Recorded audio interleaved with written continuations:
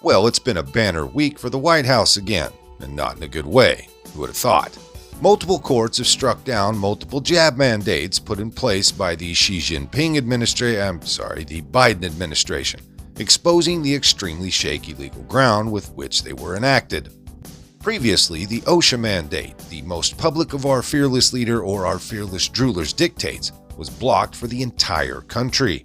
This week, the hammer dropped on the mandates for healthcare workers, which was already causing shortages in hospitals. But why would our betters care about that, right? Now, the federal contractor mandate has joined the party, being blocked in 7 states. So what's next? The federal government employee mandate? With how things are going, it wouldn't surprise me at all. Kyle Lamb tweeted out, "For those tracking Brandon L's, the OSHA 100% employee mandate is enjoined in all states. The Centers for Medicare and Medicaid Services mandate of healthcare workers is enjoined in all states. The federal contractor mandate is blocked in Kentucky, Ohio, and Tennessee from a ruling today."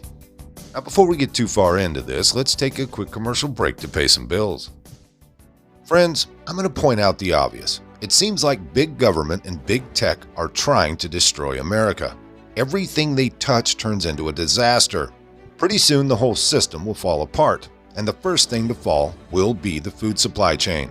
So, do you have enough emergency food to get through a serious long-term crisis where you can't get food at the grocery store? Most people don't, and they'll panic when the time comes. That is why the smart move now is to get long-term storage emergency food before things go bad. I highly recommend My Patriot Supply. They've served millions of American families and have over 41,000 4-star and 5-star reviews. Their mission is your survival. And right now, you can save 25% on a 4-week kit of emergency food that will save the day, probably soon. Order a starter kit for each member of your family, and they'll ship everything quickly and discreetly to your door. Go to preparewithresurgence.com so you can claim your 4-week emergency food kit and save 25% in the process. That's preparewithresurgence.com, or hit that link in the description box. Okay, now I could be wrong, but it seems to me that if the courts are having to strike down your executive actions this frequently and thoroughly, that perhaps you just don't respect the Constitution in the first place. It's not just Batstew jab mandates either. It's also the eviction moratorium and Biden's reversal of policies at the border. Now, what if I told you that I think all of this stuff getting struck down is just fine with this pathetic imposter? Hear me out for a minute. This is a man that hates taking responsibility for anything at all. Biden is a political coward who wants to obfuscate and delegate, never being the one to have to make a tough decision. You see, that's why with this latest travel ban, this bizarrely unracist travel ban this time around, he blamed his Batstew team for it not going into effect immediately. Everything is someone else's fault. He really is a tried and true Democrat. The same concept applies in regards to Biden's jab mandates, but also the eviction moratorium. You see, he wants to keep the far left base of the Democrat Party, not just because he's beholden to them, but because he kind of is one of them.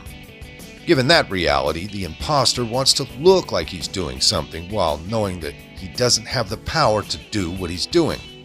So what happens then? Well, shucky darn, the court strikes it down, and Biden blames them. Well, we tried, guys.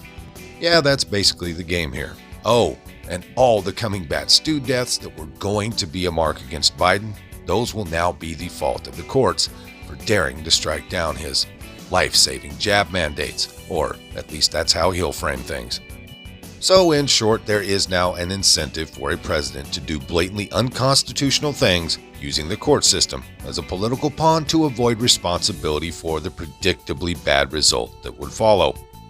So, while it is fun to dunk on the White House when yet another court decision goes against them, I just don't believe that they care that much, do you? You see, they want the cover provided by it, and are more than happy to proclaim that things were out of their hands when the bill comes due for their awful, awful leadership. Okay, so maybe it's cold outside, and that can only mean one thing: insane Batstew restrictions. That's right.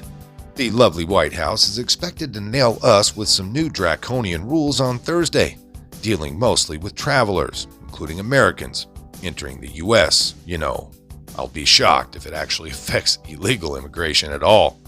The new rules are expected to involve Batstew testing and quarantining for 7 days after entering the U.S. from a foreign country. All travelers arriving by air. Once again, I'm guessing that means illegals streaming across the border will be exempt because this is in fact a clown world we're living in, folks. Anyways, they will need to submit a negative Batstew test taken no more than 24 hours before their flight, whether vaccinated or not. And check this out, even if you are vaccinated and submit a negative Chinese sneeze test, you might be expected to quarantine for 7 days. Isn't that interesting? And one last fun fact before I turn this over to a Tucker Carlson clip where he goes beast mode. Okay, despite jabs, mask mandates, jab passports, and Chinese communist social distancing stickers on grocery store floors, more people have died of the Batstew in 2021 under this idiotic administration and their absurd obsession with doing every possible thing wrong than all of 2020. People living in the nation of Mozambique along the southern coast of Africa woke up to pretty surprising news this week. Not a ton has been happening in Mozambique in recent years, but this really rattled them a little bit. The Biden administration informed the people of Mozambique in a presidential proclamation supposedly signed by Biden himself that they are no longer allowed in the United States. Now, it's something personal. It's Omicron, the new COVID variant that has been used to justify lockdowns around the world. The problem is, and the confusion came from the fact that there is no Omicron in Mozambique. There's not a single case of it in the country. So it's possible that one of the equity hires at the White House confused Mozambique with Botswana, where the other day 2 people may possibly have died of Omicron. Either way, Mozambique and Botswana don't even share a border, so people in Mozambique were highly confused and probably a little hurt. Today, Tony Fauci, who is the person, of course, who signed off on this travel ban, was asked about this by an African reporter. You know, Fauci replied, "That's a good question, an important question." And then Fauci didn't answer it or even hint at an answer. So as of right now, we still don't know why there is a White House travel ban on Mozambique. Presumably the answer is because it's in Africa. And Africa is where all of this started just a few days ago, when the head of the South African Medical Association, a physician called Angelique Coetzee, noted that she had seen patients with a new variant of the coronavirus. Within hours of her saying that, politicians in the United States and many other countries began planning elaborate and highly punitive new measures against their own populations. From her office in Pretoria, Dr. Coetzee watched all of this happen with her jaw open. She was horrified. Quote, "I have been stunned at the response," Coetzee wrote today in a piece for the Daily Mail. "No one here in South Africa is known to have been hospitalized with the Omicron variant, nor is anyone here believed to have fallen seriously ill with it," end quote. In other words, Omicron, whatever it is far less dangerous than pretty much everything else that's currently going on in South Africa at the moment. But it didn't matter. By this point, the Biden administration had stopped listening to Dr. Angelique Coetzee. They'd gotten what they needed from her, and they moved on. So here's Tony Fauci today announcing that the terrifying scourge of Omicron has reached our shores. A recent case of COVID-19 among an individual in California was caused by the Omicron variant. The individual was fully vaccinated and experienced mild symptoms, which are improving at this point. Okay, so let's just parse this just for a moment. A fully vaccinated person in California has Omicron and is doing fine. So what can we conclude rationally from this? Well, obviously, the most stringent COVID restrictions in the country are not stopping the spread. Masking, social distancing, nonstop anxiety, talking about COVID from dawn to dusk. None of it worked. And the vaccines didn't work either. The patient in California had 2 injections and still got Omicron. So maybe the lesson here is viruses are very hard to stop. Sometimes they're virtually impossible to stop because they spread with remarkable efficiency.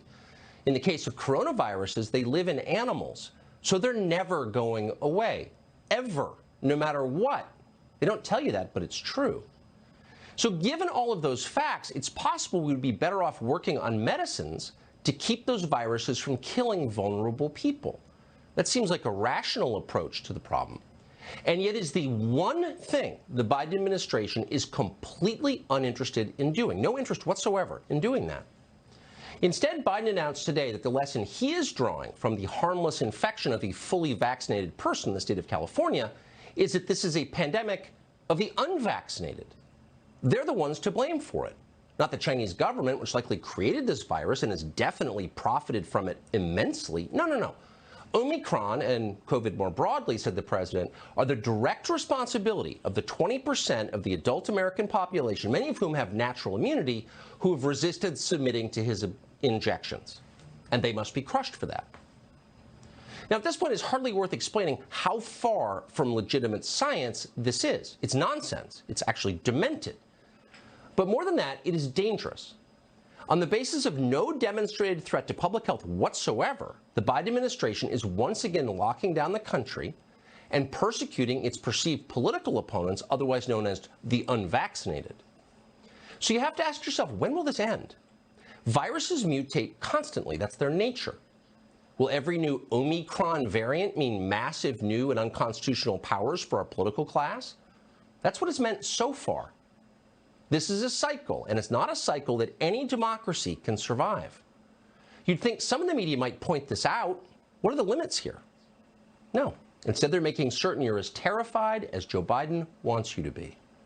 A new COVID-19 variant is causing global alarm as some countries scramble to enact fresh travel restrictions in an attempt to contain the latest coronavirus threat. The new Omicron COVID variant could already be in the United States, but many Americans may not be ready to hear it. Reaction to the latest threat? This new threat of the Omicron variant. On the economic threat posed by the Omicron variant. The potential threat from Omicron. The emerging threat of Omicron.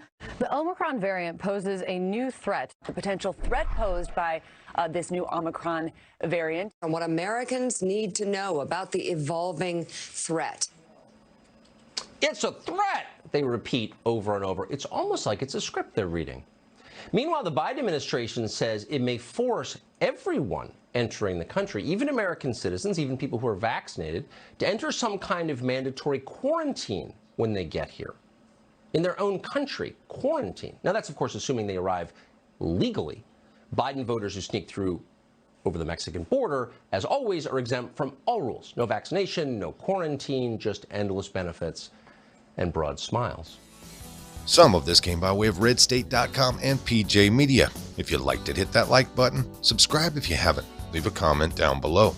There's a PayPal link in the description box, so please put $1 in the bucket on the way out the door. I'd like to thank everyone for all your donations. They're much needed and much appreciated. Now, with all that being said, we'll see you next time. Come on, move. Move. Easy, easy.